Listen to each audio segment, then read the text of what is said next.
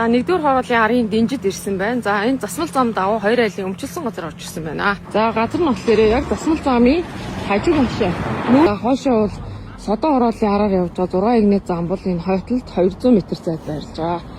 За давтагшаа ороод үзээд 2 айлын буюу 1400 м квадратын өмчлсөн газар орж ирсэн. 219 м квадрат үйл хөдлөх хөрөнгөтэй масарттай амны орос үсттэй байгаа. За газар нь цаашаа бас нэлээд том төрх контейнер байгаа хэсэг болон ингээд нэвт харагдаж байна.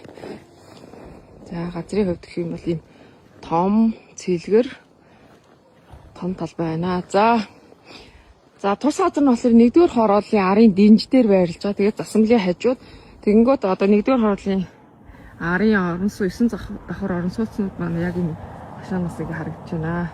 Эндээс айгүй харуут сайтай юм өндөрлөг газар байрлаж байна. Нэгдүгээр хорооллын арын дэнжийн засмалын зам дагуу байрлах 2 айлын өмчлсөн газартай холбоотой мэдээллийг дараах утсуудаар холбогдож мэдээлэл аваарай.